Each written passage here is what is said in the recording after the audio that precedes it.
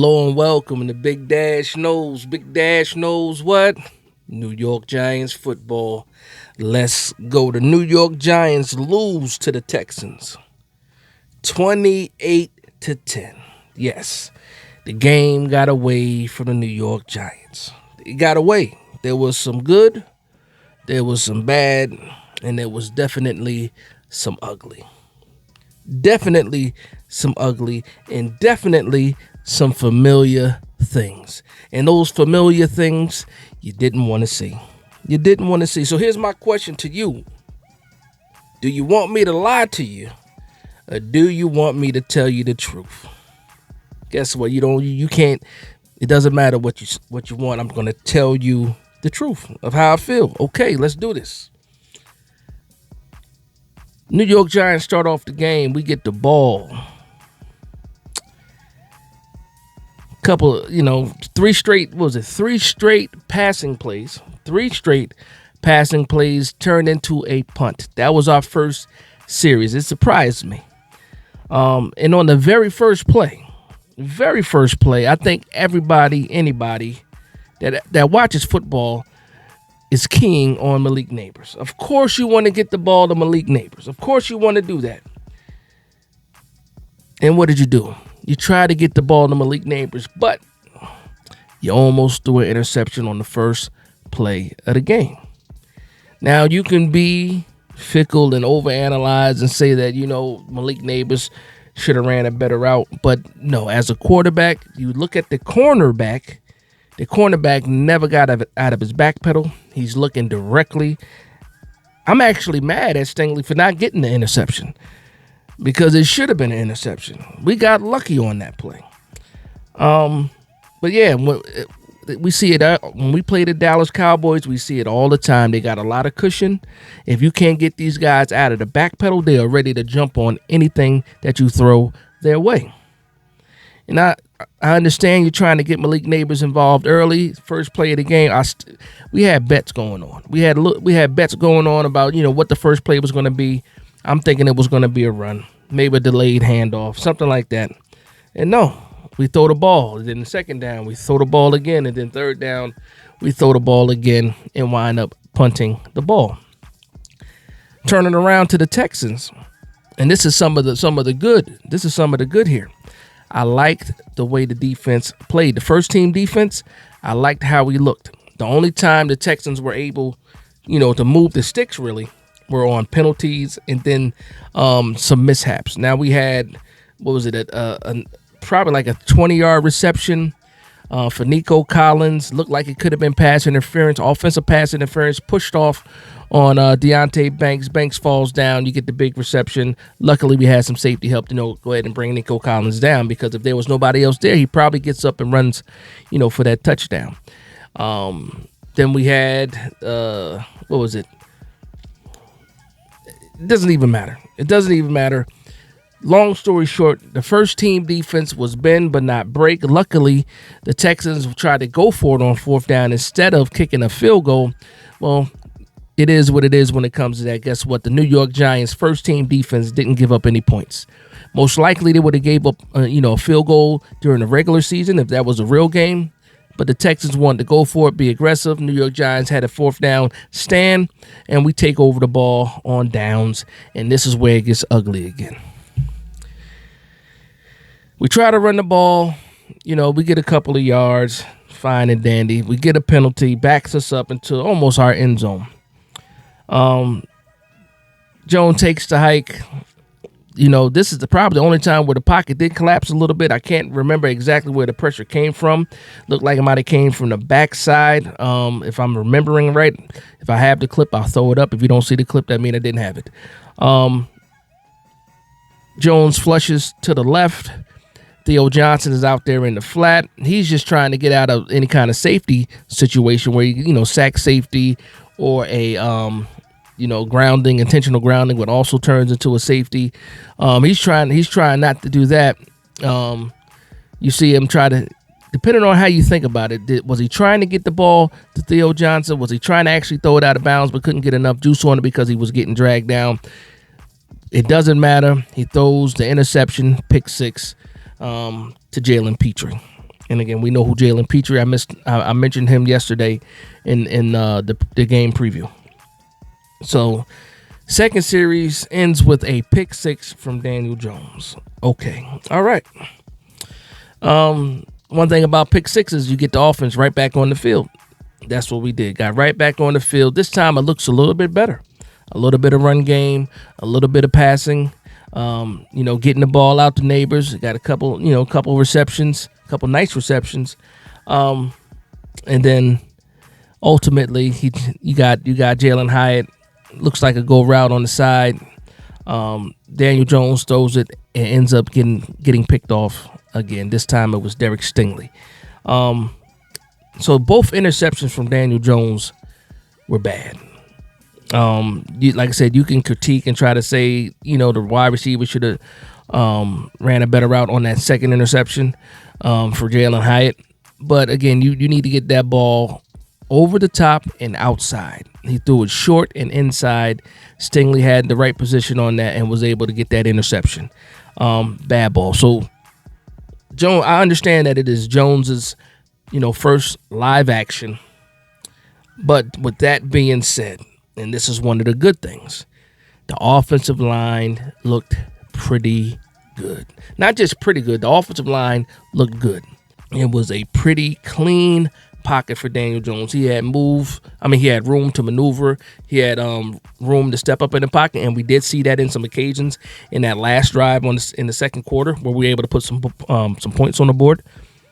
You were able to see the offensive line look like an offensive line. Competent offensive line play, even better than competent offensive line play. We saw a clean pocket, and we saw some decent holes.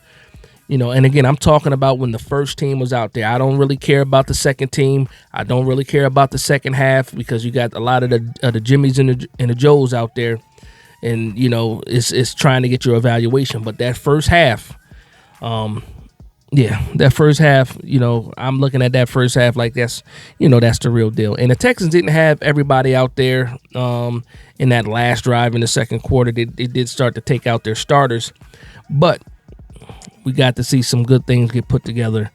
A nice deep pass connection from Jones to Darius Slayton. We saw some good catches from Malik Neighbors showing his body control, able to do a couple of toe taps. I think he went 4 receptions for 54 yards. It might have been 3 receptions for 54 yards. He also had an end around. This is Malik Neighbors. Darius Slayton, it was 54 yards for Malik Neighbors, 59 yards for Darius Slayton on 3 receptions. You saw Theo Johnson get involved a little bit. I think we also saw a nice pass to Wan'Dale Robinson. He actually fell down on that play. If he's able to keep his balance, that probably turns into a big gain too. So there was some good, there was some bad, and there was definitely some ugly. So let me know how you guys feel about it. Before I do that, another good thing, bright spot. Elijah Chapman not only makes this team, UDFA, SMU, defensive tackle, Elijah Chapman not only makes this team, he is actually pushing for real playing time.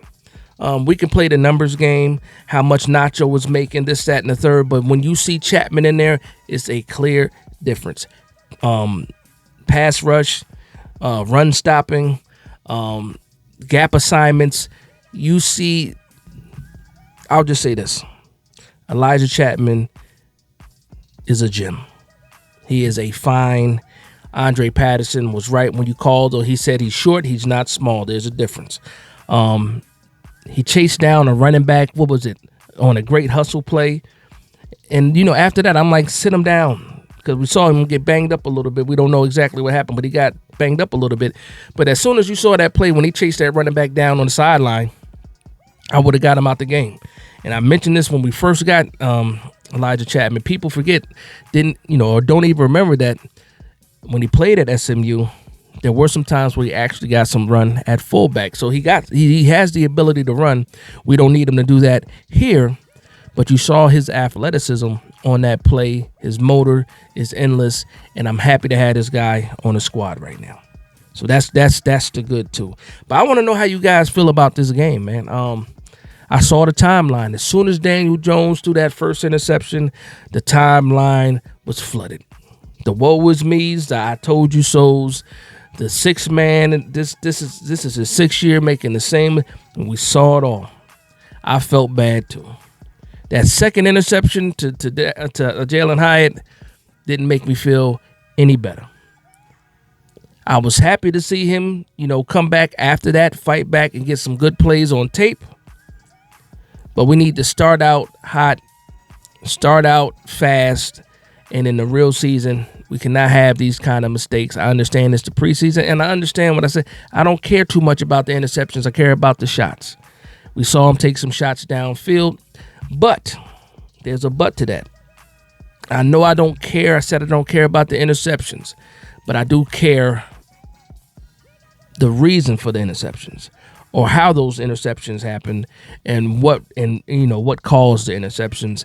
And you can't blame it on anybody else but Daniel Jones. That's it.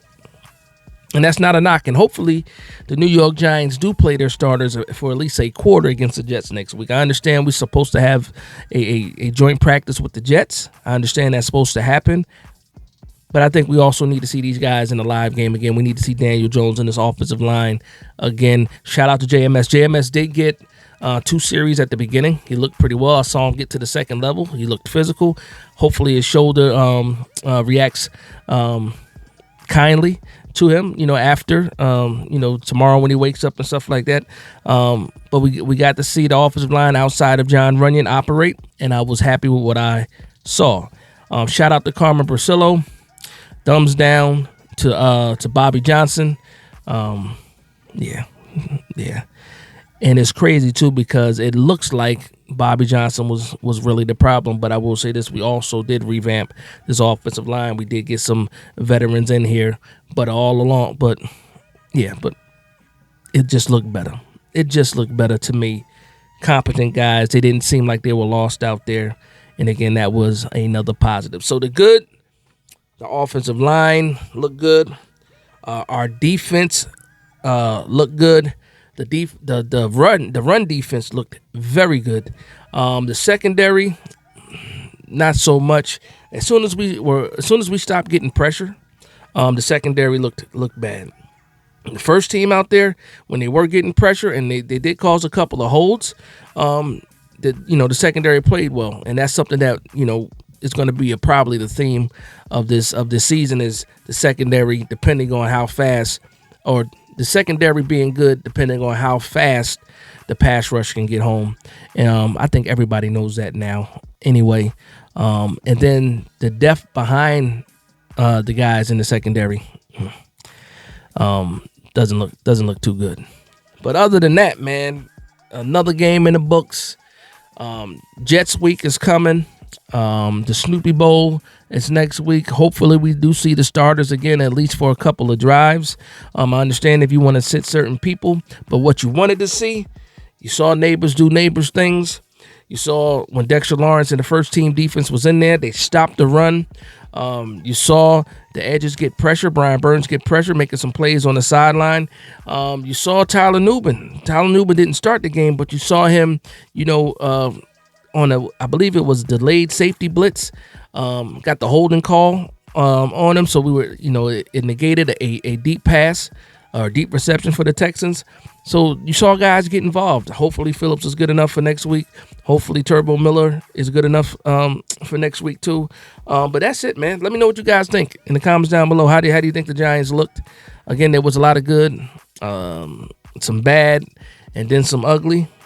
But when you look at the goods, it's promising because of what we saw. Offensive line, big check mark. Elijah Chapman, good check mark. Malik Neighbors, check. Run defense, check. Let's get everything else in order. Daniel Jones, keep pushing, keep striving, and keep throwing the ball, man. It's nothing to lose, right? Nothing to lose. So I want to thank everybody for vibing with me. Please like, comment, and subscribe. And from one Giants fan to another, this is Big Dash Knows, Big Blue Nation. Let's go.